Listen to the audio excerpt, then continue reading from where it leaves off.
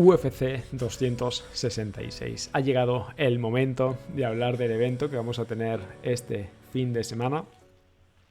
Una de las carteleras más esperadas del año por los dos títulos que vamos a tener en juego y porque realmente el resto de la main card es de una calidad muy a tener en cuenta. Así que vamos a comenzar, como es costumbre, revisando la cartelera estelar. Aquí lo tengo todo, creo que casi listo. Como podéis ver, bueno, iniciamos con el combate que enfrentará Jessica Andrade contra Cynthia Calvillo, es decir, número 1 de la división contra la número 5. Seguimos con una pelea en la división de los pesos pesados, el choque entre, porque esto es un choque así directamente, entre Curtis Blades, número 4 contra Jairzinho Rozenstruik, actual número 6. De ahí nos vamos a una de las peleas que más expectación están generando, más repercusión, más que nada porque estamos hablando de la vuelta de Nick Diaz 6 años después para enfrentar en la revancha a Robbie Lawler, una revancha 17 años después, casi nada. De ahí saltamos a las peleas de campeonato, la pelea coestelar en la que se enfrentará Valentina Shevchenko, que defiende el título, contra Lauren Murphy, actual número 3 de la división, y terminamos con el enfrentamiento, también defendiendo el título, Alexander el Grande Volkanovski contra Brian Ortega, actual número 2 de la división. Bien, una vez dicho esto, comenzamos. Jessica Andrade contra Cynthia Calvillo. Esta es la pelea con la que inicia la main card de este fin de semana. Así que vamos a comenzar hablando de Cynthia Calvillo, que a sus 34 años llega con un récord de 9 victorias, 2 derrotas. De hecho, de sus últimas 3 peleas lo que podemos destacar pues, es un empate mayoritario contra Marina Rodríguez, una victoria por decisión unánime contra Jessica Eye y una derrota por decisión unánime, en este caso, contra Katlyn Chookagian. Bien, ¿cómo llega Jessica Andrade? Ahora lo vamos a ver. Solo dejad que cargue esto. ¿Dónde está? A ver... No la encuentro yo ahora. Aquí, Jessica Andrade.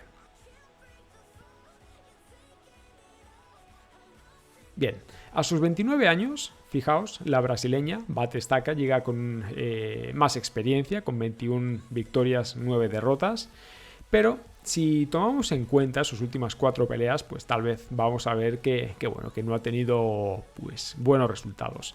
Más que nada porque en esas 4 últimas peleas acumula 3 derrotas. Solo lo que tenéis que hacer es fijaros en el nombre de las luchadoras a las que se ha enfrentado. Estamos hablando de que el 31 de agosto del 2019 pierde contra Weili Zhang por KO técnico en el primer asalto.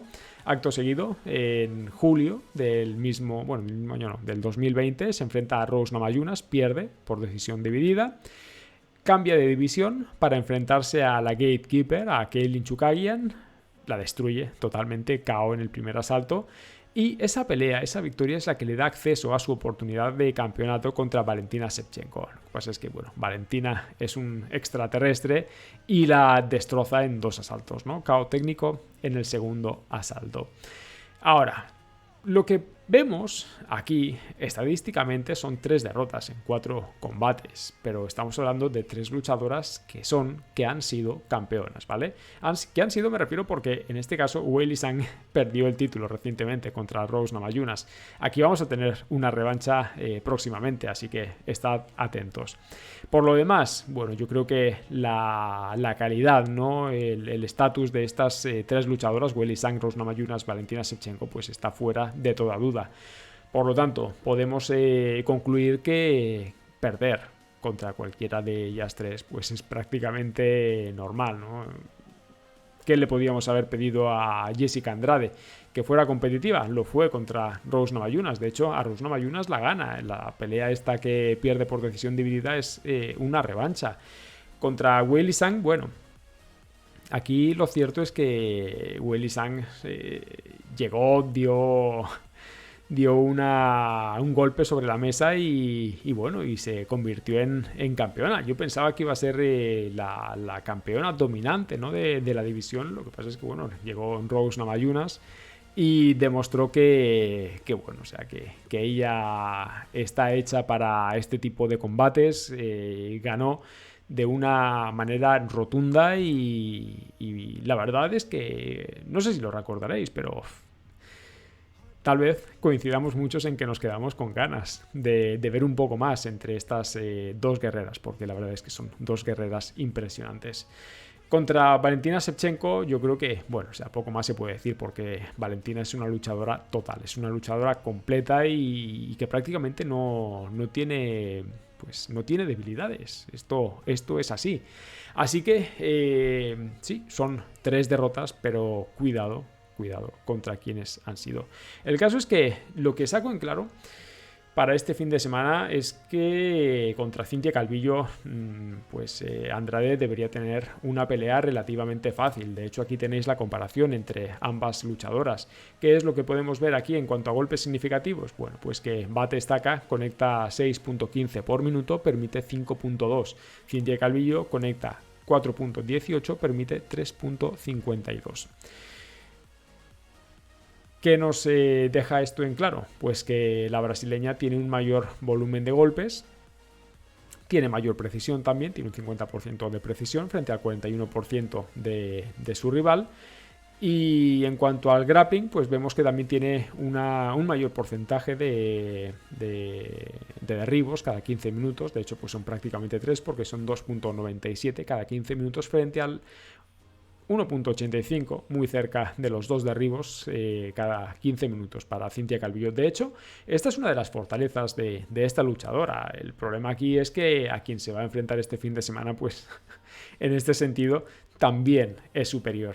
¿En qué no es superior? En la defensa contra esos derribos, porque aquí lo que estamos viendo es un 71% de efectividad contra derribos para Cynthia Calvillo y un 66% para Jessica Andrade. No creo yo que sea mayor relevante, pero lo que sí podríamos sacar en claro de esta comparativa entre ambas, pues es que tanto en striking como en grappling la mayor ventaja es para Batestaca. Ahora, en cuanto al cardio, otra de las cosas importantes que tampoco creo yo que vayan a tener mucha relevancia, pues es que Calvillo, por lo menos los combates de Calvillo, suelen durar 13 minutos, 13 minutos y medio. Jessica Andrade, pues apenas 10, ¿no? Apenas 2 asaltos completos. No creo yo que sea relevante. Lo que sí creo que hay que tener muy en cuenta es si Cynthia Calvillo realmente tiene alguna posibilidad para ganar. Porque, siendo honestos, la luchadora brasileña es mucho más fuerte, tiene mayor capacidad de finalización, es mejor en grappling. En cuanto al cardio, bueno, hemos visto que ambas están ahí. Y en el factor mental, que me parece importantísimo, aquí también creo que la luchadora que puede salir peor parada en caso de derrota, aquí puede ser Jessica Andrade, así que no puede permitirse un tropiezo, porque estaríamos hablando ya de la 4ª derrota en 5 peleas. Esto es algo que ella no puede permitirse. En cuanto a lo demás, pues lo que vemos es que Batestaca es superior en absolutamente todo. Y de hecho, aquí podéis ver la forma en la que consiguen sus victorias, ¿no? El 38% de las victorias de Andrade son por KO o KO técnico. Para Cynthia Calvillo es el 22%. En sumisiones sí, aquí sí que están igualadas porque para ambas es el 33%. Victorias por decisión, el 44% para Calvillo, el 29% para Andrade. Esto lo que me quiere decir es que Andrade no permite en la mayoría de las ocasiones pues irse a la decisión. Conclusiones. A ver, os voy a dar un argumento muy vago, ¿vale? Katlyn Chookagian dominó por 3 asaltos a Cynthia Calvillo. Cuando Jessica Andrade cambió de división, se enfrentó a Katlyn Chookagian y la destruyó por completo, ¿vale? Lo sé, de verdad, puede ser un argumento muy vago, pero es que en serio creo que aquí hay niveles. Y el sentido común me dice que hoy por hoy podría ser incluso una mayor sorpresa que Calvillo ganara a Andrade de la sorpresa que podría suponer que Lauren Murphy ganara a Valentina Shevchenko. O sea, fijaos de lo que os estoy hablando. Para mí en esta pelea realmente no hay color. O sea, esto tendría que ser una ejecución favorable a Jessica Andrade. Yo ahí os lo dejo.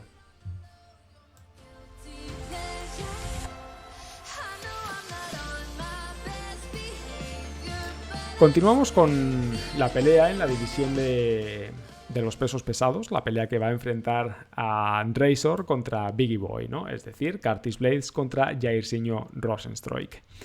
Bien, ¿qué es lo que podemos destacar de esta pelea?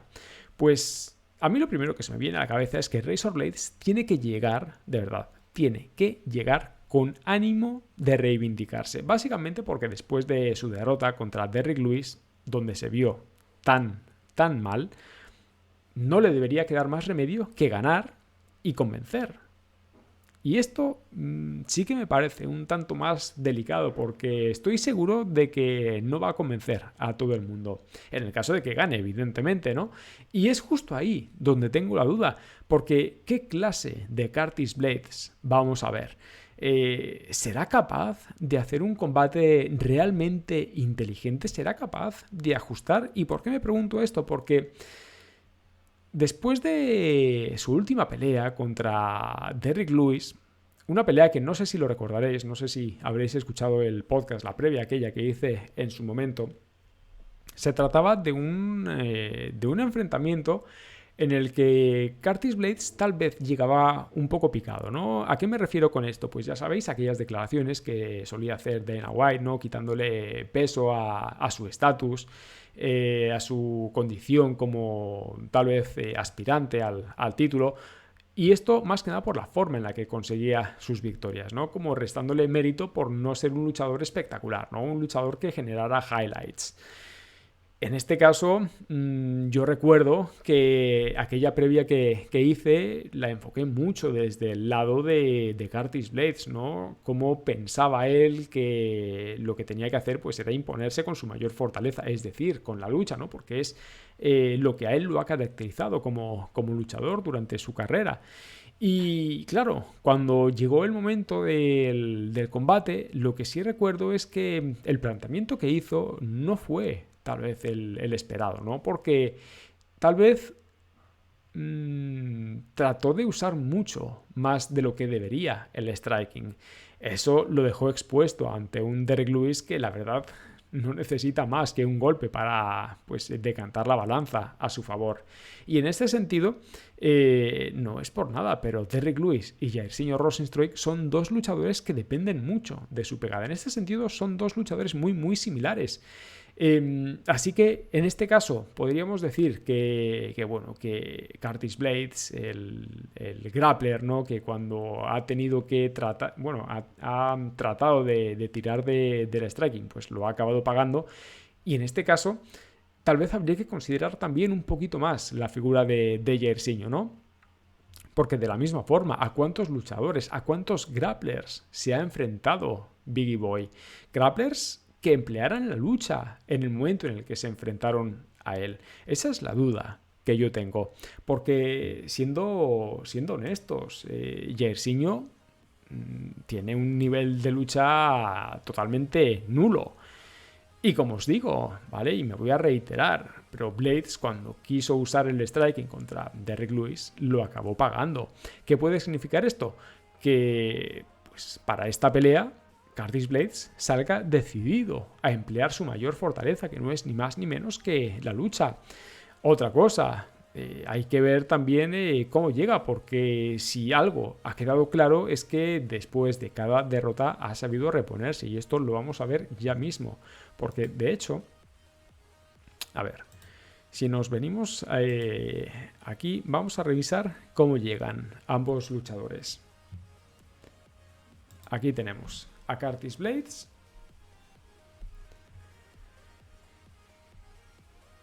que a sus 30 años llega con un récord de 14 victorias, solo 3 derrotas. Y fijaos, esto es lo que os digo.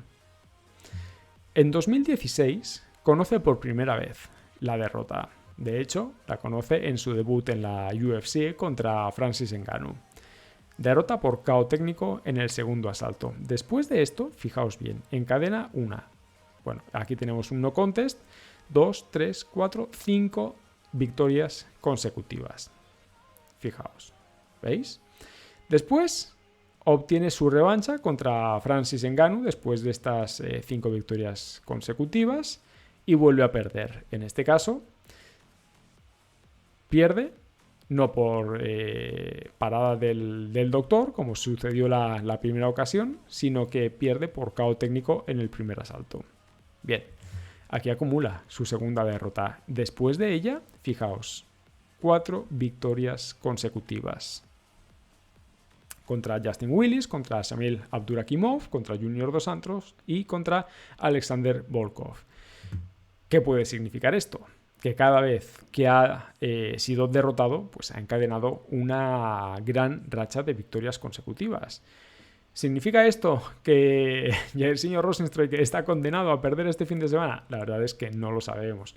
Pero a mí lo que sí me quiere decir es que Curtis Blaydes es un luchador que sabe reponerse de sus tropiezos, y en este sentido, como os digo, yo pues creo que él va a salir con las ideas claras, ¿no? Que va a dejar de un lado los experimentos, que va a tratar de olvidarse de ganar de una manera espectacular, de una manera contundente, y que va a hacer lo que mejor sabe hacer, que es dominar con la lucha. Ahora, vamos a ver cómo llega Jairzinho Rozenstruik. Aquí lo tenemos. A sus 33 años tiene 12 victorias, únicamente 2 derrotas. ¿Veis? Sus 2 derrotas son recientes. De hecho, en mayo del año pasado pierde en el primer asalto contra Francis Ngannou, que es que prácticamente lo atropella, se lo lleva por delante, como si lo hubiera arrollado un tren de mercancías. Tiene una victoria posteriormente contra Junior Dos Santos, victoria por KO técnico en el segundo asalto. Tiene su oportunidad este año contra Cyril Gane. Pierde por decisión unánime, porque esta fue pelea estelar, fueron 5 asaltos. Y su última pelea, pues vimos cómo derrotó a Augusto Sakai en el primer asalto, y de una forma bastante contundente.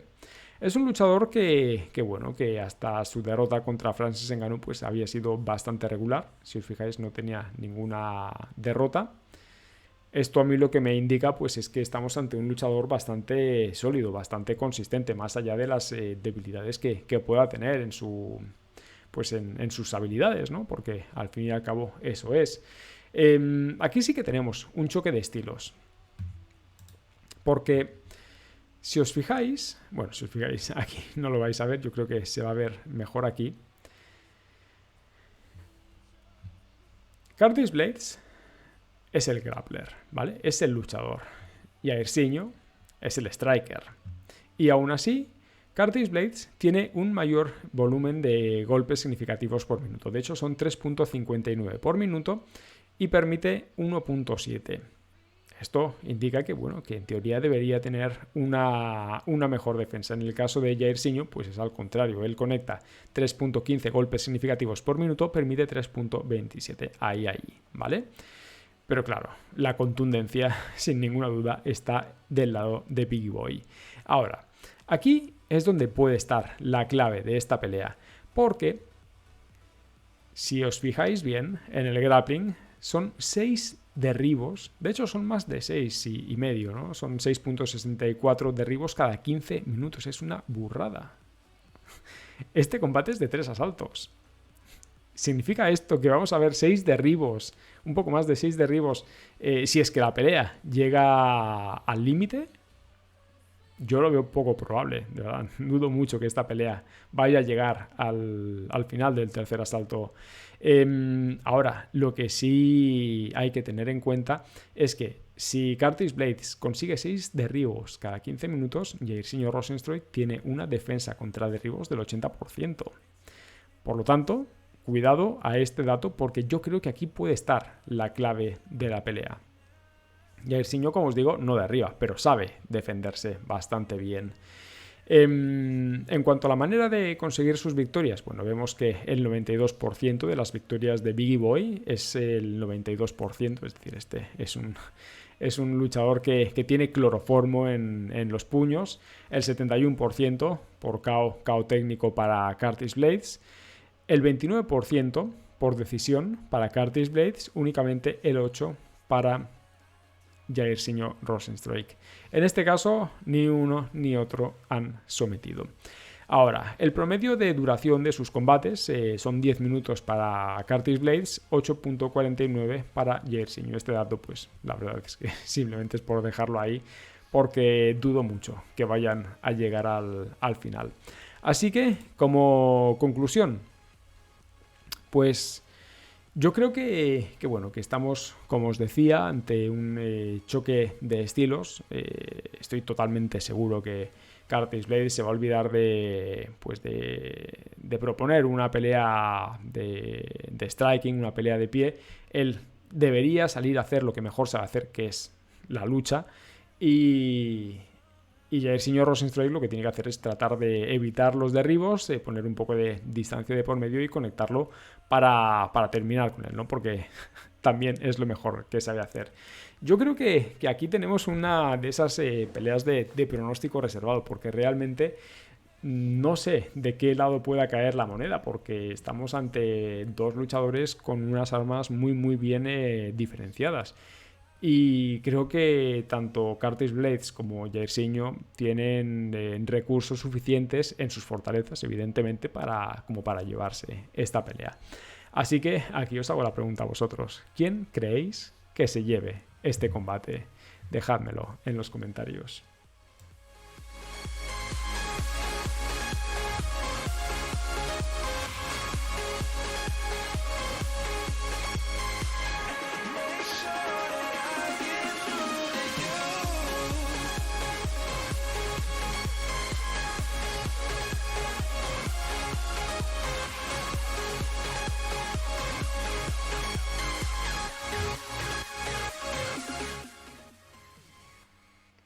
Nick Diaz contra Robbie Lawler. Yo quería hacer algo en plan, ¿por qué ha vuelto Nick Diaz? ¿Por qué ahora? ¿Cuál puede ser el motivo de su vuelta? Y debo decir, no sé si la habréis visto, pero mientras veía su entrevista con Brett Okamoto, llegó un punto en el que, sinceramente, me quedé sin palabras, tratando de dar crédito a lo que estaba escuchando, tratando de asimilar el conflicto mental, y habéis escuchado bien, el conflicto mental que para Nick Diaz pudo suponer dejar el octágono hace 6 años, tratando de entender el conflicto mental que para Nick Diaz, cuidado, supone volver a esta UFC. En serio, si tenéis oportunidad, echadle un ojo, porque el rostro, la expresión de Nick Diaz mientras trataba de encontrar las palabras para explicar lo que estaba sintiendo, me pareció inverosímil. Porque, a ver, los que llevamos años siguiendo este deporte, sabemos que los hermanos Díaz son sinónimo de entrega, de valentía, de lucha, de espectáculo. Como si de alguna forma hubieran nacido para este deporte. Y aunque la mayoría somos conscientes de que se trata de dos luchadores que han hecho precisamente eso, luchar durante toda su vida para salir adelante, lo que yo no me podía esperar de ninguna manera fue la respuesta que le dio a Brett Okamoto. Porque, a ver, yo aún trato de entender qué significó para él salir como lo hizo de la UFC en 2015. Porque, recordad, Nick Diaz es un luchador que en sus últimos 4 combates en la UFC es que solo ganó el primero. Solo ganó el primero de estos últimos 4 y fue contra BJ Penn. No sé si lo recordaréis porque ya hace unos cuantos años. De hecho, esa victoria fue su 11ª victoria consecutiva. 11 victorias consecutivas que culminan en aquella que consiguió contra BJ Penn. Es más, esa fue su última victoria hasta la fecha, porque después de BJ Penn fue derrota por decisión unánime contra Carlos Condit, derrota por decisión unánime contra George St. Pierre, derrota por decisión unánime contra Anderson Silva. Hoy esa pelea contra la Araña Silva no se cuenta por decisión unánime. De hecho, esa ni siquiera se cuenta como derrota. Esa se cuenta como no contest. Porque de ese combate ambos luchadores salieron suspendidos por dar positivo. Anderson Silva, en este caso, por uso de esteroides y Nick Diaz por marihuana. En fin. Claro. Hoy escuchamos hablar del mayor de los Díaz y lo último que recordamos es que sus últimos años en la UFC, en cuanto a resultados, son de mediocres tirando a malos, ¿vale? Sin embargo, lo que sí se nos viene a la cabeza es el recuerdo de aquellas batallas, como dije, su entrega, su coraje y su determinación. Porque a pesar de que saliera con 3 derrotas, que hay que reconocer, que aquellas 4 peleas dentro de la UFC fueron contra 4 auténticas leyendas de este deporte, y vuelvo a repetíroslo, BJ Penn, Carlos Condit, GSP y Anderson Silva, que de verdad, incluso de estos 2 últimos, muy posiblemente podamos decir que están en la conversación de los campeones más dominantes de la historia. Pero bueno, más allá de eso, que me desvío, volviendo a su entrevista, él comentaba que fueron tiempos difíciles para él. En aquel momento en el que él se vio fuera de la competición, solo quería quedarse ahí, centrarse en sí mismo, haciendo lo que siempre había hecho. Sin embargo, esto no tenía vuelta de hoja, estaba fuera y a pesar de eso volvió, pero lo hizo para estar con su hermano, para estar con Nate Diaz, para acompañarlo mientras trataba de lidiar con el estrés que para él suponía todo lo que estaba viviendo. Porque la verdad, era una situación nueva para él. Recordad que Nick Diaz es un luchador que ha pasado por Strikeforce, que ha sido campeón en Strikeforce, que ha pasado por un montón de competiciones y que en todas ellas ha sido relevante. Esa situación cuenta que fue como recibir golpes durísimos. Era algo que nunca antes había vivido, incluso más duros que los que en alguna ocasión pudo haber recibido en alguna pelea o en alguna sesión de sparring, porque verse fuera, verse del lado de su hermano, que al fin y al cabo sabemos que lo ayudaba a entrenar, a preparar los combates, verlo pelear fue tremendamente difícil para él. De hecho, esto es algo que él dice en esa entrevista. Y ahora que está de vuelta, la pregunta que Brett Okamoto le hacía era si se siente cómodo con su mentalidad, si le gusta la mentalidad con la que está llegando, incluso si está preparado para volver al octágono. Y aquí fue donde surgió el Nick Diaz más sincero, ¿no? Como si se tratara de una confesión en la intimidad. Y ahí fue donde aceptó que nunca piensa en esas cosas. Y ahora incluso menos que antes, porque nunca disfrutó de pelear. Pelear solo es algo que tiene que hacer. A mí me dejó totalmente frío. Fue entonces cuando Brett Okamoto hizo la pregunta clave: ¿por qué tienes que hacerlo ahora? ¿Por qué estás aquí? En ese momento, es que os lo juro que se me quedó grabado. Nick Diaz mira al vacío y se toma un par de segundos para responder, para no decir más que porque es lo que hago. Dice, trato de alejarme de eso, pero en realidad es algo inevitable. Okamoto insistía en el porqué de esa inevitabilidad. Y en serio, Nick Diaz, una vez más, desviaba la mirada tratando de encontrar una respuesta válida. Y él decía, es toda la gente a mi alrededor, es todo el dinero, son los patrocinadores, es todo lo que no me deja escapar de las peleas. Fijaos bien en lo que dijo, no me deja escapar de las peleas. Todo ese conjunto de cosas, todo lo que lo rodea, lo que lo lleva a pelear, lo que no le permite escapar de esa situación. Porque dijo, hay cosas que podría hacer, pero sabes que no van a funcionar. Es por eso que entro al octágono y peleo. Porque de algún modo no quiere que llegue ese momento donde tal vez vaya a mirar atrás y se arrepienta de no haberlo hecho, de no haber peleado. En serio. Yo creo que Brett Okamoto tampoco terminaba de dar crédito a las respuestas de Nick Diaz, porque insistía en si había algo que pudiera disfrutar y todo para que, una vez más, Diaz lo negara rotundamente. Decía, no existe nada en absoluto de lo que pueda disfrutar en una pelea, porque esto es para los demás, esto es para los aficionados, para que sean felices y para que lo disfruten. Porque si sobrevive a esto, lo único que hará será seguir adelante, no hay otra. Porque pelear siempre será una mejor opción que no pelear. En esa se ve Nick Diaz. ¿Y todo para qué? ¿Para que después de la pelea le paguen? ¿Para que después de la pelea lo juzguen por no ser un deportista como los demás? ¿Por no entrenar? Tal vez como otros sí hacen todos los días, por ser diferente. Y al final de todo esto, ¿qué es lo que le ha quedado? ¿Resentimiento hacia el deporte? Es muy, muy jodido. John McCarthy dice que la vida de un luchador es dura. Y sí, Nick Diaz, como dice, está aquí para ganar, pero nunca se ha sentido seguro, nunca se ha sentido confiado. Al contrario, siempre ha sentido que lo iban a destrozar cuando se disponía a pelear. Eso, justo eso, es lo que hay detrás de alguien como Nick Diaz, el conflicto. Porque en la cabeza de este luchador, la pelea de este fin de semana no tiene sentido. Diaz es incapaz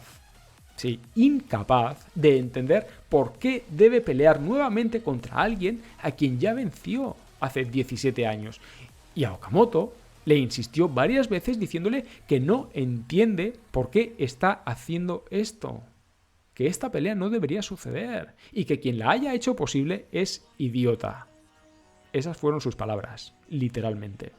La única pelea que para Nick Diaz tiene sentido, y esto es algo que seguramente vayáis a escuchar en un montón de canales y en un montón de artículos vayáis a leer, porque, de verdad, esta es una de las cosas que a mí me chocan mucho de los deportes, ¿no? Esto del clickbait, porque es muy fácil decir que Nick Diaz no le ve sentido a la pelea, dice que no tendría que pelear contra Robbie Lawler y que sí tendría que pelear contra Kamaru Usman, porque Kamaru Usman es el campeón, cuando en realidad tal vez a lo que tendríamos que hacer caso es a la otra parte, al factor psicológico, al factor mental que tiene Nick Diaz para esta pelea. No sé, yo tal vez estoy mal, pero es a lo que realmente le estoy dando valor, porque, a ver, yo creo que esto no es más que una frase que, más allá de que pueda ser cierto o no, es para generar debate. Nick Diaz puede decir lo que quiera, igual que el resto de personas, igual que el resto de luchadores, que el resto de deportistas. Como él dice, para él la única pelea pues que tendría sentido es esa, contra el campeón. Y eso es todo, porque en su interior también existe el conflicto hacia su hermano. Sí, hacia Nate Diaz, porque pelea en la misma división que lo va a hacer él y no quiere interponerse en su camino, de la misma forma que no quiere que su hermano se interponga en el suyo. Y el conflicto para el que, pues, también está ahí, pues es el que le supone, ¿no? Pelear de nuevo contra Robbie Lawler, a quien, de verdad, no quiere enfrentarse. Solo tenéis que ver la expresión, la forma en lo que lo dice, la forma en la que se queja. Se había visiblemente enfadado cada vez que se refería a esta pelea contra Robbie Lawler, porque ¿cómo va a perder contra alguien a quien ya ganó? Se veía realmente frustrado en cuanto a lo que tiene que hacer este fin de semana. Y finalmente también el conflicto, ¿no?, que supone para él estar de vuelta, porque durante mucho tiempo se dedicó a ayudar a los demás y, como él mismo dice, no debió hacerlo, debió ayudarse a sí mismo. Sin duda, Nick Diaz. Nick Diaz es toda una personalidad que no deja indiferente a nadie. Un luchador que es que ha dado muchísimo a este deporte y que de alguna forma siente que no ha recibido lo que merecía. Tal vez por las circunstancias, tal vez por las malas decisiones. Sea como fuere, este fin de semana caminará de nuevo por el pasillo que da acceso al octágono, mientras miles de aficionados gritan su nombre, mientras su música está a todo volumen. Y mientras tanto, en su cabeza solo existirá un pensamiento y una pregunta. ¿Por qué estoy haciendo esto? Tal vez hoy no lo sepa, tal vez hoy no lo entienda. Tal vez sea necesario entrar de nuevo al octágono y volver a sentir los golpes. Tal vez necesite volver a sudar. Tal vez necesite volver a sangrar para encontrar su respuesta. Así que, para este combate, ojo, a 5 asaltos, yo no tengo claro absolutamente nada. Porque es imposible saber qué clase de Nick Diaz vamos a ver. Y sí, sé muy bien que se ha mantenido activo, que ha estado con sus triatlones, con sus tareas en el gimnasio y todo lo que queráis, pero independientemente de eso, lo que no podemos pasar por alto es que estamos ante un luchador que hace 6 años que no compite en la UFC, que no pelea de manera profesional, que no tiene ritmo de competición, que tiene 38 años, que se dice pronto, no tiene 20 y pocos, no tiene 20 y tantos, tiene casi 40, y que en sus últimas peleas solo ha conocido la derrota. Y sí, decidme que ha sido contra Carlos Condit, que ha sido contra Georges St-Pierre, que fue contra Anderson Silva dopado, no sé. De verdad, lo más impresionante de todo es que su rival de este fin de semana no está en mejor situación, de verdad, porque Robbie Lawler a sus 39 años, que es que también se dice pronto, no gana. Desde el 2017 acumula 4 derrotas consecutivas contra Rafael Dos Anjos, contra Ben Askren, por Dios, contra Ben Askren, contra Colby Covington, contra Neil Magny. Pero tal vez más preocupante que esas derrotas sea la forma y las sensaciones que dejó, la sensación de ser un luchador acabado, sin motivación alguna, con algo más de actividad. Sí, podríamos decir eso, pero da la sensación de que se trata de un luchador que ya no quería estar ahí, que ya no tenía el ánimo por competir. Porque, claro, si ahora nos ponemos a revisar este combate, ¿qué es lo que puede hacer? ¿Tirar de los derribos? ¿Qué clase de luchador es hoy por hoy Robbie Lawler? Yo la verdad es que no lo sé. A ver, sé lo que fue antaño, pero es que de la misma forma que hemos visto con otros luchadores, vaya, como Anderson Silva recientemente, como yo que sé, como otros tantos que sí es posible que hayan tenido grandes carreras dentro de la UFC, pero que los últimos años lo único que han dejado claro es que están lejos de ser lo que fueron. Y en este sentido Robbie Lawler es más de lo mismo. Robbie Lawler es un luchador que incluso en el striking, ¿no?, se ha visto superado en varias ocasiones. Y claro, cada vez que vemos a un Robbie Lawler incapaz de establecer el ritmo del combate, pues lo vemos en problemas. Esto es así, vamos, es que se trata de alguien que no suele aguantar bien la presión. Ya lo vimos contra Colby Covington, lo vimos contra Rafael Dos Anjos, lo vimos contra Neil Magny. Y si os dais cuenta, es que los hermanos Díaz, ambos, eso es lo único que hacen, presionar. Tal vez no tengan otros recursos, pero la presión, esa es su seña de identidad. Así que no sé qué vaya a suceder en este combate, pero creo que la mayor fortaleza histórica de los Díaz es la mayor debilidad de lo que queda de Robbie Lawler. Así que, más allá de eso, precedentes favorables a Nick Diaz, pues bueno, ya hemos visto como otros luchadores que han estado retirados durante varios años han vuelto para ganar, ¿no? Ya vimos como GSP volvió para derrotar a Michael Bisping, ya vimos, bueno, recientemente, ¿no?, tenemos dos casos, Miesha Tate volvió y ganó, TJ Dillashaw volvió y ganó, así que, ¿por qué no va a ser Nick Diaz otro de estos luchadores que vuelven para conseguir la victoria? Yo lo cierto es que si me baso por el lenguaje corporal, por la expresión, por la mirada, por las palabras de Nick Diaz con Brett Okamoto, yo creo que él mentalmente, no sé si decir que no está o que tiene tanto resentimiento dentro, que eso es precisamente lo que va a usar para sacar una victoria en este combate.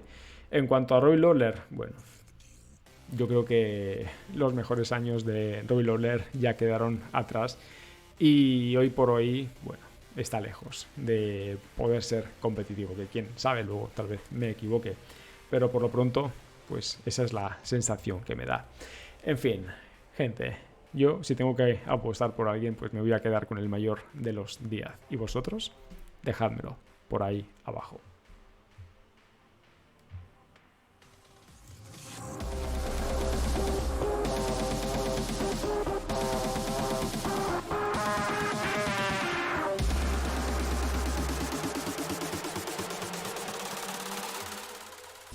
Valentina Shevchenko defenderá su cinturón contra Lauren Murphy.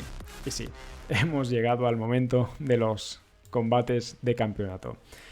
Combate coestelar de la noche. Ballet contra Lucky, campeona contra la número 3. Y aquí lo que vamos a hacer es directamente irnos al...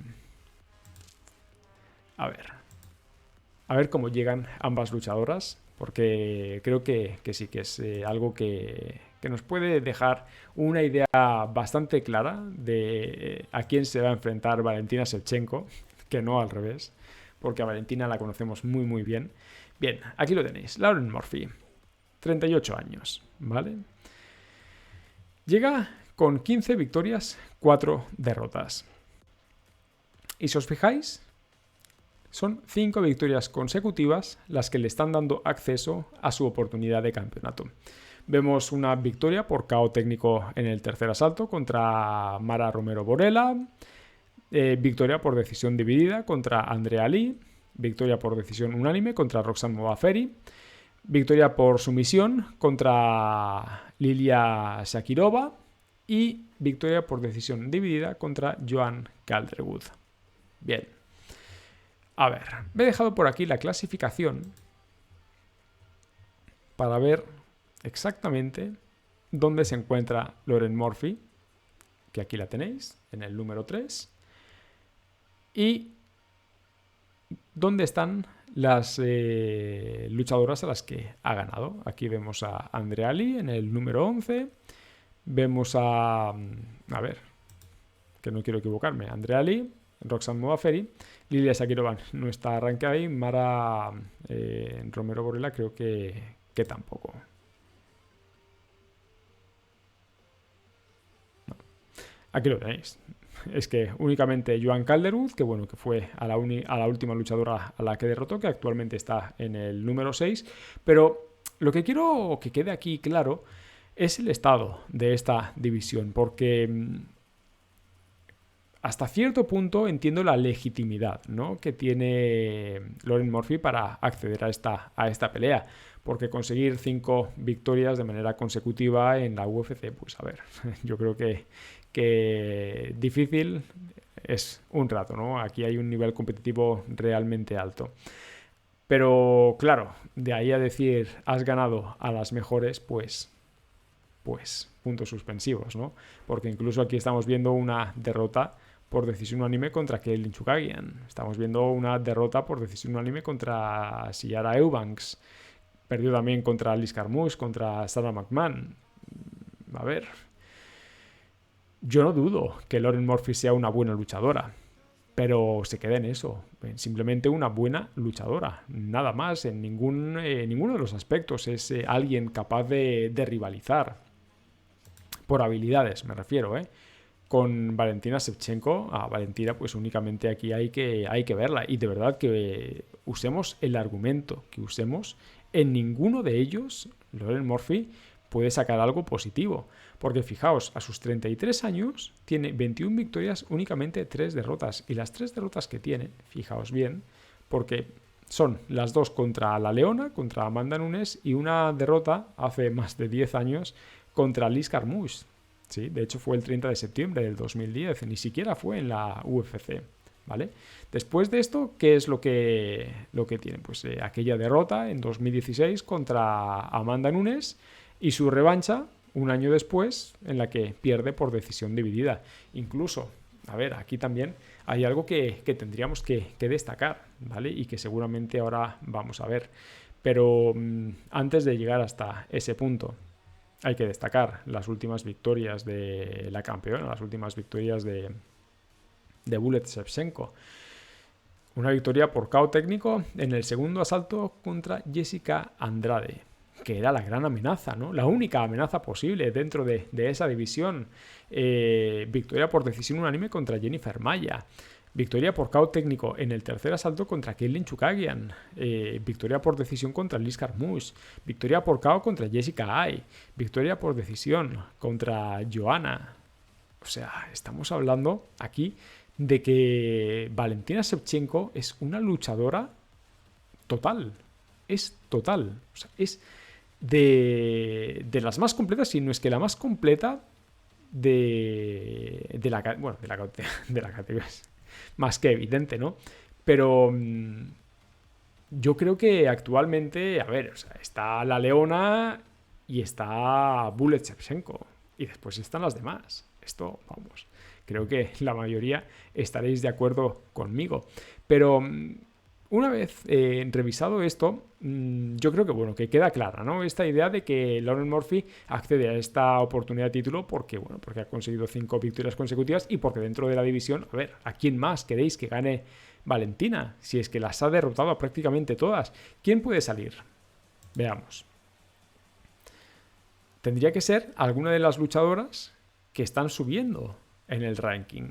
Pero de ahí a que Miranda Maverick, a que Macy Barber, Alexa Grasso incluso puedan tener una oportunidad, yo creo que, bueno, que tienen que mejorar muchísimo, que tienen que demostrar que realmente lo merecen. Las demás, vamos, que Katlyn Chookagian pues sigue siendo ahí la gatekeeper, pero sabemos que, vamos, no tiene oportunidad alguna de poder derrotar a la campeona. Jessica Andrade más de lo mismo, Jennifer Maya, bueno, ya lo hemos visto, Cynthia Calvillo, vamos, será un milagro si da la sorpresa contra Jessica Andrade. Con Joanne Calderwood, bueno, es que es más de lo mismo. Ninguna de las luchadoras que hay actualmente en esta división tiene la capacidad para poner en problemas, para poner en riesgo el reinado de Bullet Shevchenko.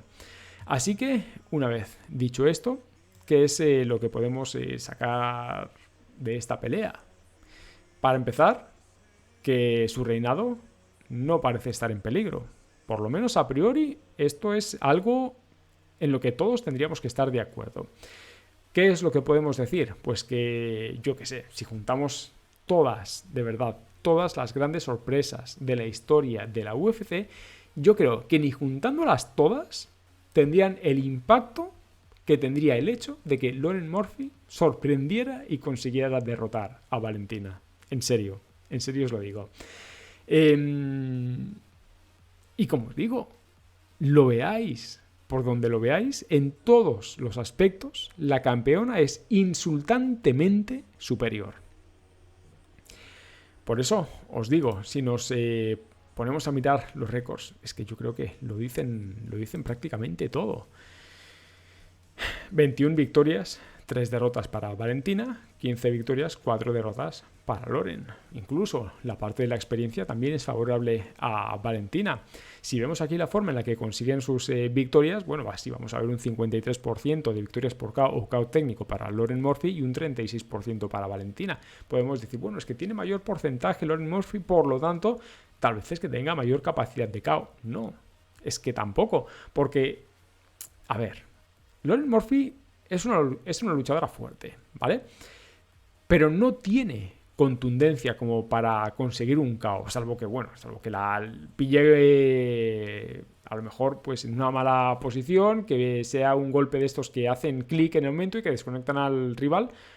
Pero las victorias que tiene Lauren Murphy por KO técnico no son por un golpe único, la mayoría son por volumen de golpes.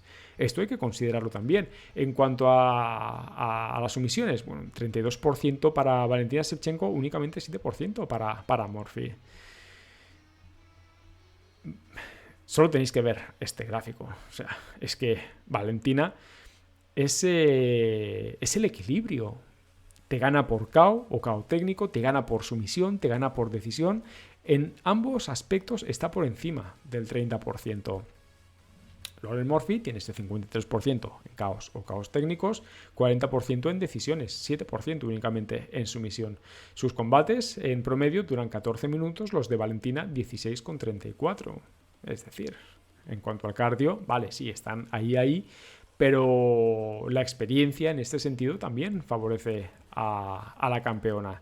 En cuanto al striking, son 3 golpes significativos por minuto para la campeona y permite 2.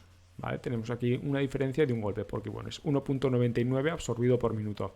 En cuanto a la aspirante, a Lauren Murphy, bueno, ella conecta 3.95, es decir, prácticamente 4 por minuto y permite 4.25. Por poco que sea, permite más de lo que conecta. La defensa en cuanto a striking también es superior para la campeona, 51% frente al 40%. Y en cuanto al grappling, bueno, pues vemos más de lo mismo, más superioridad por parte de Bullet Shevchenko. 2.64 derribos cada 15 minutos, 1.16 para Lauren Murphy. Y en cuanto a la defensa de los derribos, también es superior esta parte, la parte defensiva, 77% de efectividad defendiendo los derribos para la campeona, 70% para Murphy. Sé que bueno, que son porcentajes que están muy cercanos, pero bueno, si nos vamos a la estadística, pues vamos a ver también que Shevchenko es superior. Más allá de esto, yo creo que la idea pues está clarísima, ¿no? Las habilidades de Valentina, pues es que prácticamente en todas sus facetas es superior. Se trata de una luchadora que prácticamente no tiene defectos, que en cada combate demuestra que su inteligencia está por encima de la media, que tiene la capacidad para ajustar, que su striking, que su uso de la distancia, que incluso su ritmo es, vamos, insultante. De verdad, su dominio es absoluto. Incluso su lucha es superior a la de su rival de este fin de semana. Por lo tanto, ¿qué es lo que puede proponer alguien como Murphy? Murphy de verdad es una buena luchadora, pero se queda justo en eso, en una buena luchadora, sin más, que tiene buen cardio, que puede presionar, tal vez la parte de la potencia, pero si vamos a comparar, tendría que tener una potencia superior a la de otras luchadoras, como por ejemplo la potencia de la que puede hacer gala Jessica Andrade, o incluso me voy más allá, la potencia de Amanda Nunes. ¿Y por qué pongo como ejemplo a estas dos luchadoras? Porque se trata de dos luchadoras que se han enfrentado contra Valentina Shevchenko y que han sido incapaces de mandarla a dormir. Valentina Shevchenko ha resistido la pegada de la Leona y de Batistaca.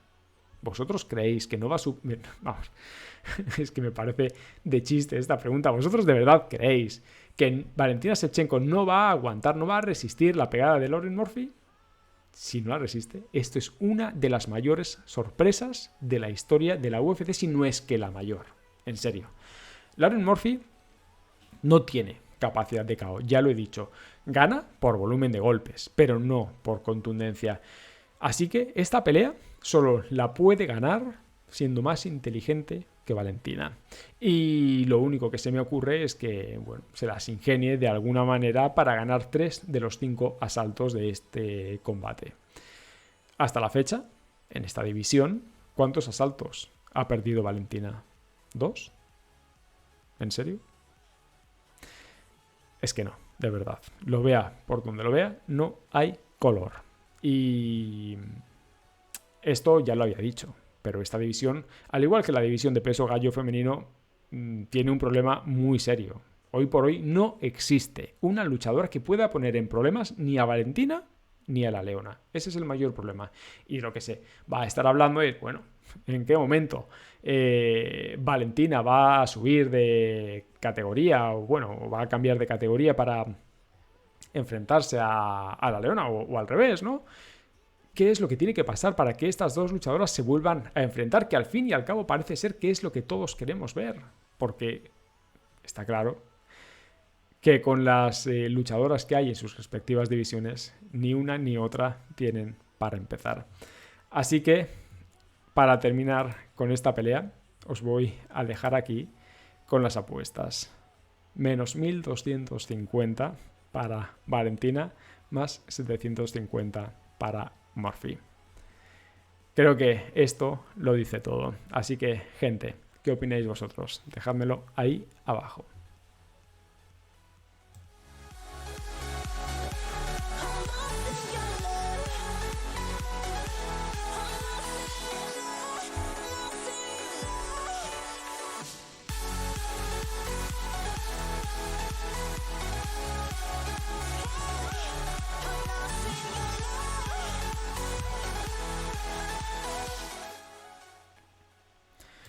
Alexander Volkanovski contra Brian Ortega. Pelea estelar de este UFC 266. Ha llegado el momento de hablar de la pelea de fondo, de la pelea estelar. Yo estaba pensando en las posibilidades que puede tener Brian Ortega contra alguien como Volkanovski el Grande, ¿no? Como The Great Volkanovski. Porque, bajo mi punto de vista, aquí es donde Brian Ortega debe demostrar que el trabajo y la evolución en su striking han dado resultados, pero que los han dado de verdad, ¿vale? Os pongo un ejemplo. Mark Raimondi escribía esta semana para la ESPN una anécdota que puede definir perfectamente la carrera de Brian Ortega en la UFC, ¿vale? Lo que él hacía era trasladarse a diciembre del 2018.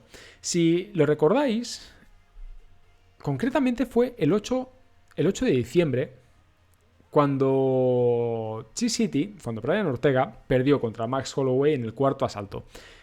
Si lo recordáis, no perdió por KO, no perdió por sumisión. Perdió porque el doctor paró la pelea. Esa noche, Brian Ortega, creo que puedo decir sin miedo a equivocarme, que se ganó el respeto de muchos. Se llevó la friolera de 290 golpes significativos sin que ninguno de ellos fuera capaz de acabar con él. Pero bueno, ahora revisaremos eso. Como os decía, aquel combate lo perdió. Y lo curioso de todo esto es que unas semanas después, por azares del destino, lo invitaron a una fiesta en la casa de Robert Downey Jr., ¿vale? Una casa que tiene en Los Ángeles. Es decir, que Brian Ortega de pronto se vio en una fiesta junto a Iron Man, junto a Jamie Foxx y compañía, codeándose con las estrellas de Hollywood. ¿Y todo para qué? Para que al día siguiente tuviera que ir a casa de sus padres en Torrance porque ésta se había inundado por culpa de las lluvias. Su padre, Martín, en aquel momento le pidió que se metiera debajo de la casa, gateando como pudiera para drenar la línea de agua.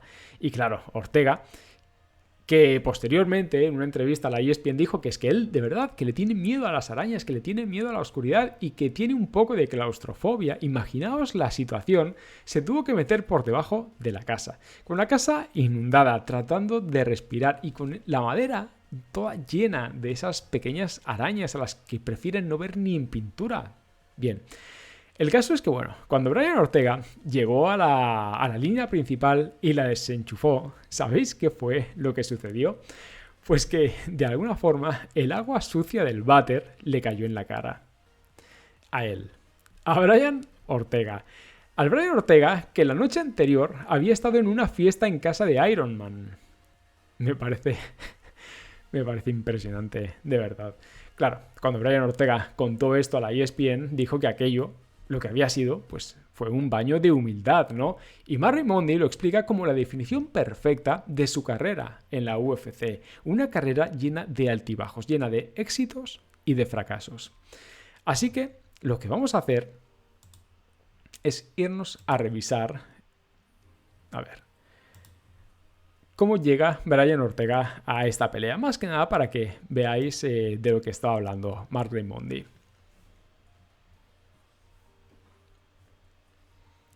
Va a contrastar porque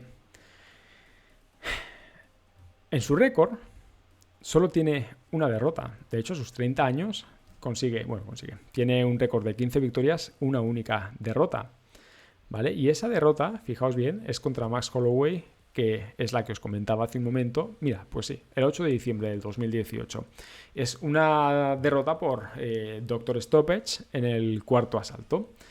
Ahora, cuando Mark Raimondi se refiere a una trayectoria llena de altibajos, llena de victorias, de triunfos y fracasos, ¿a qué es a lo que se puede referir cuando estamos viendo que tiene tantas victorias consecutivas? En este caso se debería tratar de un luchador totalmente sólido, un luchador consistente.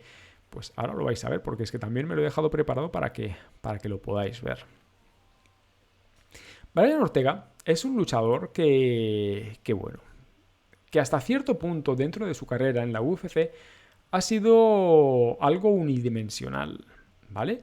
Sí es cierto que ha tenido la capacidad para ganar sus combates, pero, dentro de cada uno de ellos, la historia que puede haber vivido, la narrativa, ha sido contraria al resultado final.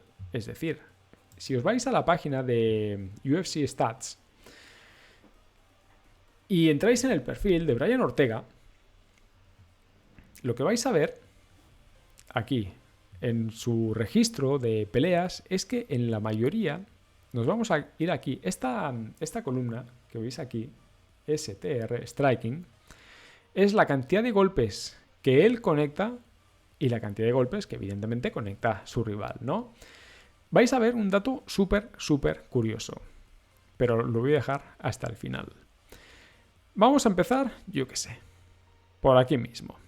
La pelea que tiene lugar el 2 de enero del 2016. Brian Ortega contra Diego Brandao. Esta es una victoria que consigue por sumisión.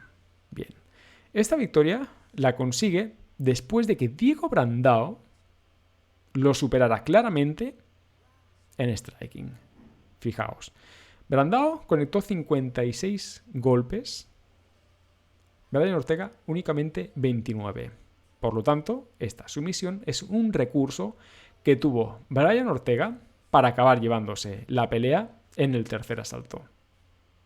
Tercer asalto. Tuvo que llegar prácticamente hasta el final. Y esta no fue una pelea estelar, porque la pelea estelar de aquel UFC fue la de Lawler contra Condit. ¿Vale? O sea, olvidaos de que fuera una pelea de 5 asaltos. ¿Qué va? O sea, este era el último asalto. En una pelea que Brian Ortega, pues muy probablemente estaba perdiendo. Luego, tenemos la pelea contra Clay Guida, aquí empate a 62 golpes y victoria también en el tercer asalto por KO técnico por una rodilla. Es decir, aquí tuvo un recurso en cuanto al striking que le permitió ganar. Pero bueno, si nos vamos a la pelea contra Renato Moicano, aquí vamos a ver exactamente lo mismo. Moicano le dio una lección de striking y lo superó por volumen de golpes, fijaos, 109 golpes conectados contra 65 únicamente. En este caso, Brian Ortega gana igual en el tercer asalto y por sumisión, es decir, vuelve a tirar de ese recurso para poder sacar adelante una pelea que estaba perdiendo. Si nos vamos a la siguiente, contra Cub Swanson, vamos a ver exactamente lo mismo. Brian Ortega, 24 golpes conectados contra 60 de Cub Swanson. Esa pelea la gana en el segundo asalto otra vez más, gracias a una guillotina. Vámonos a la siguiente pelea, contra Frankie Edgar. Frankie Edgar, de nuevo, vemos aquí que lo supera en golpes conectados, 27 contra 25, solo que en esta ocasión, fijaos que es una victoria que él consigue en el primer asalto, por KO técnico, ¿vale? Bien, aquí es donde vais a ver el punto de inflexión. La pelea que tiene contra Max Holloway, esta pelea de verdad que es demencial. Aquí podéis ver, en lo que hemos estado viendo en el registro de sus combates anteriores, que bueno, que suele permitir 56, 62, la vez que más contra el Renato Moicano, 109 golpes que recibió en 3 asaltos, 60 contra Cub Swanson, Frankie Edgar conecta 27, Max Holloway conectó casi 300. Es una burrada en 4 asaltos. 290 golpes conectados contra 110 de Brian Ortega. Una vez más, viéndose claramente superado por su rival en cuanto al striking, en cuanto a la presión. En este caso, Brian Ortega pierde por Doctor Stoppage. Lo acabamos de ver hace un momento en el cuarto asalto. Como os digo, para mí este es el punto de inflexión porque a partir de este momento Brian Ortega trata de evolucionar en cuanto a su estilo de lucha, ¿no? Porque sabemos que es alguien que tal vez no domina la lucha como tal, ¿no? El grappling, que sí puede ser un especialista en jiu-jitsu brasileño, que sí que tiene los recursos para ganar si es que se da la situación en la que pueda tirar de ahí, pero que en los demás aspectos de una pelea lo vemos muy carente de recursos. Como os digo, contra Max Holloway, vamos, es que recibe una paliza brutal, demencial. Cuando él vuelve contra Chan Yun-sung, contra The Korean Zombie, aquí vemos como esa dinámica cambia radicalmente. El zombie coreano le conecta 62 golpes. Brian Ortega le asesta 127. Y todo para irse a una victoria por decisión unánime. Ahora, esto lo que a mí me hace ver es que si Brian Ortega quiere ganar este combate, va a tener que culminar esa evolución, ese trabajo en potenciar los aspectos de su lucha que han sido debilidades hasta ahora. Y ahí es donde yo tengo la duda, porque su rival de este próximo fin de semana es alguien que ha aguantado 2 peleas contra este señor que podemos decir que es que le dio la mayor paliza de su vida. Un señor, refiriéndome a Alexander Volkanovski, que ganó el título contra Max Holloway. Que de hecho, aquí lo vamos a ver también, porque también me lo he dejado preparado. Fijaos bien. Volkanovski no conoce la derrota en la UFC. No podemos decir, bueno, sí, las estadísticas pueden estar para romperse, ¿no? Pero vamos, este señor es el claro ejemplo de la consistencia. Y si os fijáis, vemos aquí victorias contra Chad Mendes, contra José Aldo, 2 victorias contra Max Holloway, aunque posiblemente esta segunda pues sí cree cierto debate, porque aquí hay muchas personas que consideran que tal vez debió ganar el luchador hawaiano, que tal vez debió ganar Max Holloway. Yo soy de los que piensa que el aspirante no debe dar oportunidad a los jueces para que puedan dictaminar, ¿no?, el resultado de la pelea. En este caso, Max Holloway sí es cierto que, bueno, que tal vez hizo más por llevarse la victoria, pero lo que no podemos negar es que fue un combate muy, muy, muy cerrado. Y aún así, fijaos en que el volumen de golpes de Alexander Volkanovski es superior en ambos combates al de Holloway.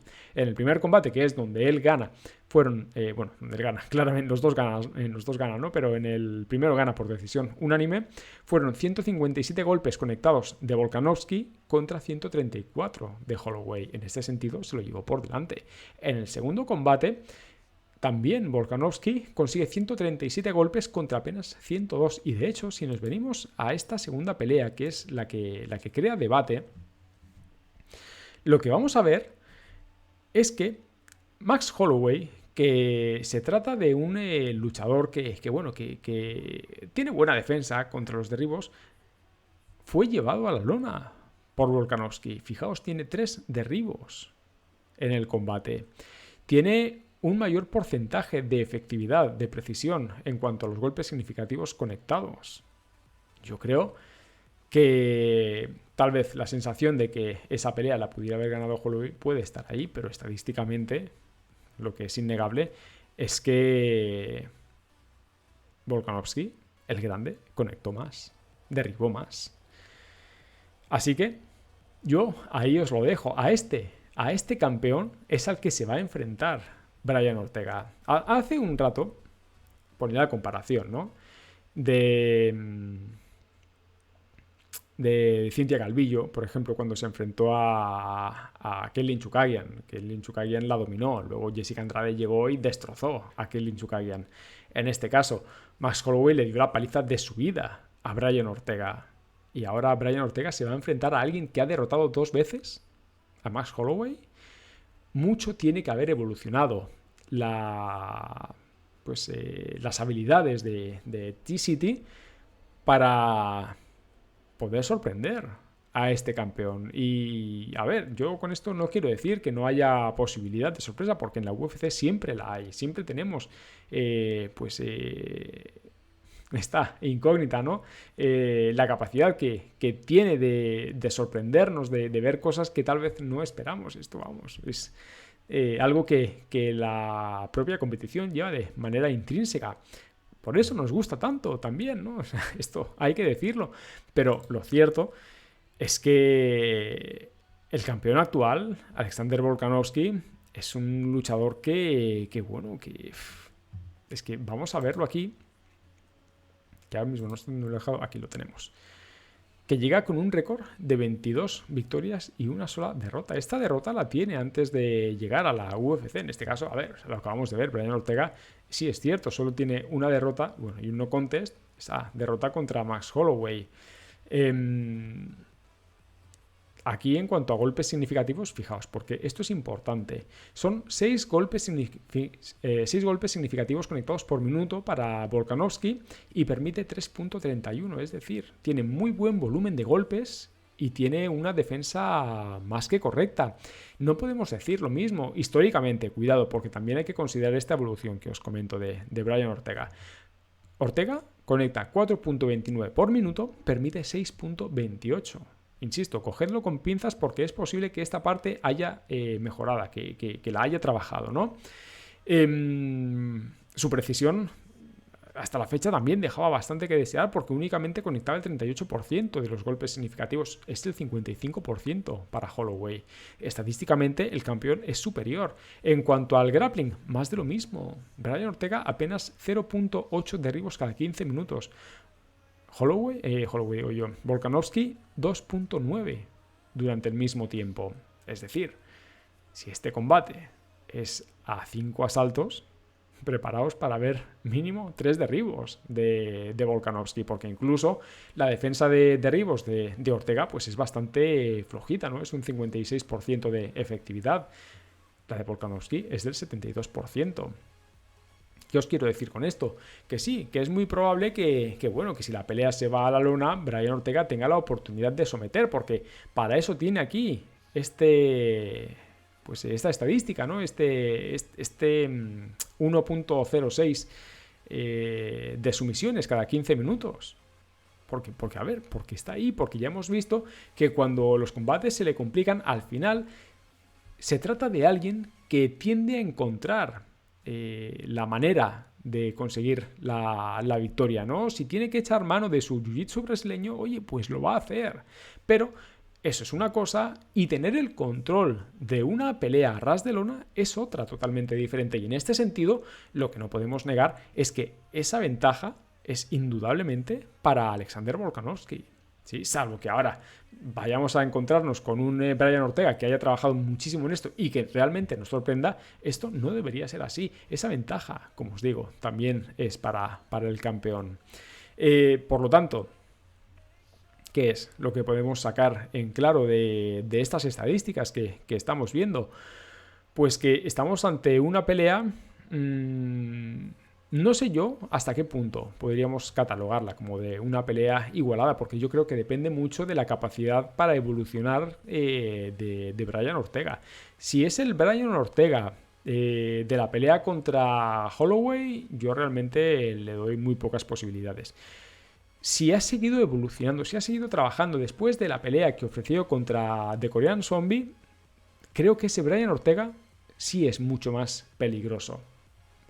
Ahora, para ir finalizando, yo no tengo del todo claro, ¿no?, que esto sea un choque de estilos.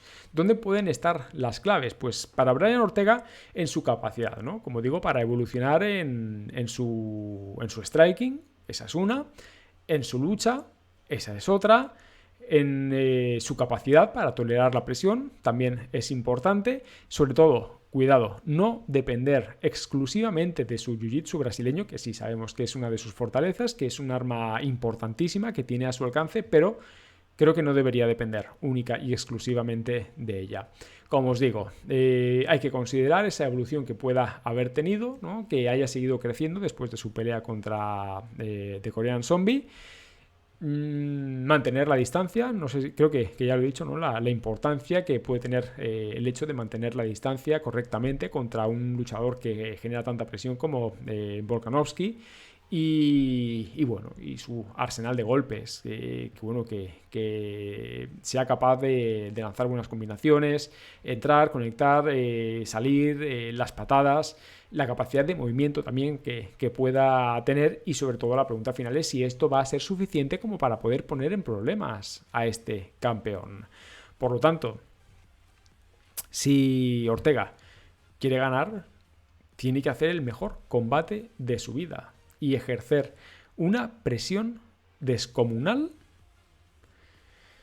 para poder, tal vez, poner en problemas a este rival, ¿no? A este campeón al que se va a enfrentar. Y esto os lo digo más que nada porque, si recordamos, la presión a la que él fue sometido, la presión que fue sometido por Holloway y la presión que Holloway fue capaz de ejercer sobre Volkanovski, yo creo que, bueno, ahí es una buena forma de medir a ambos luchadores.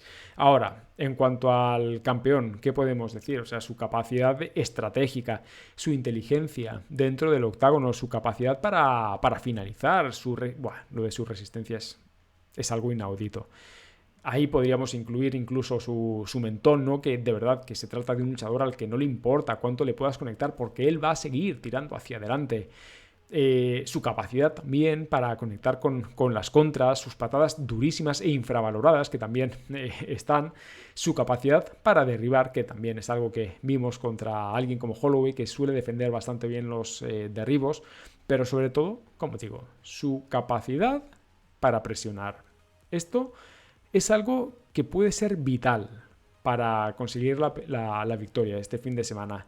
Y aquí es una de las cosas, uno de los aspectos donde Brian Ortega puede tener más problemas, ¿no? Porque cuando recordamos peleas donde se ha visto en problemas, pues recordamos la pelea contra Tavares, la pelea contra Moicano, que fueron rivales que es que no dejaron de perseguirlo, que no dejaron de presionarlo, que no dejaron de conectarlo. Y ahí pues se vio que estuvo en muchos problemas. Al final acaba ganando, bueno, porque encuentra el recurso para ganar, pero se trata de una situación en la que él pues no suele dar la talla, ¿no? Por decirlo de alguna manera. Si es el Brian Ortega evolucionado después de esa pelea contra The Korean Zombie, ahí es posible que veamos algo interesante, pero si no es así, yo creo que poco hay que hablar. Ya para finalizar, una parte importantísima y que seguramente no se está hablando en prácticamente ningún sitio es la capacidad, y acordaos de esto, la capacidad que puede tener Alexander Volkanovski para ganar esta pelea desde el clinch. ¿Vale? Desde el clinch, para ir puntuando desde esa posición, para ir acumulando puntos, para ir ganando asaltos, y en el caso de que la pelea se le complique, oye, es algo de lo que Volkanovski puede echar mano. Así que, bueno, yo tengo mi favorito bastante claro. Yo creo que esta pelea se la tiene que llevar el grande, Alexander el Grande Volkanovski, salvo que Ortega sea capaz de llegar con una versión totalmente mejorada, con una evolución en todos los aspectos de su lucha, en el striking, en el uso de la distancia, en su capacidad para presionar, vamos, incluso en su contundencia, ¿verdad? Que sea capaz de encontrar ese golpe finalizador a las primeras de cambio y que, como os digo, sea un golpe que dé la vuelta al mundo. Por lo pronto, yo es que veo pocas probabilidades de que esto suceda porque, ya os digo, hablando de Volkanovski, estamos ante alguien que es que tiene un mentón durísimo, de verdad, durísimo, que tolera muy bien el castigo. Así que, como os digo, este luchador, Brian Ortega, Chi City, este fin de semana tiene el mayor reto de su vida y la recompensa, evidentemente, el cinturón. Gente, dejadme vuestros comentarios ahí abajo, quién creéis que gane. Uy, de verdad, se me ha hecho larguísimo el podcast, disculpadme, 1:20, pero bueno, creo que lo podéis pausar y terminar de escucharlo en otra ocasión. Creo que la oportunidad lo merece porque de verdad tenemos 5 peleas importantísimas, 5 peleas que tienen mucha relevancia de cara a sus respectivas divisiones, bueno, salvo la de Nick Diaz y Robbie Lawler, que la verdad eso creo que es algo más que apela a la nostalgia que a otra cosa, pero bueno, más allá de eso, nos quedamos con una de las mejores carteleras del año. Así que, gente, nada, lo dicho, yo como de costumbre, pues agradeceros que estéis ahí. Recordad que bueno, que este contenido lo tenéis disponible tanto en iVoox, en Google Podcast, en Spotify, en IGTV, en YouTube y nada, ya sabéis. Nos vemos el domingo, lunes, el momento en el que pueda subir el resumen de esta main card, pues lo haré. Y nada, recordad, ningún jugador es tan bueno como todos juntos. Nos vemos.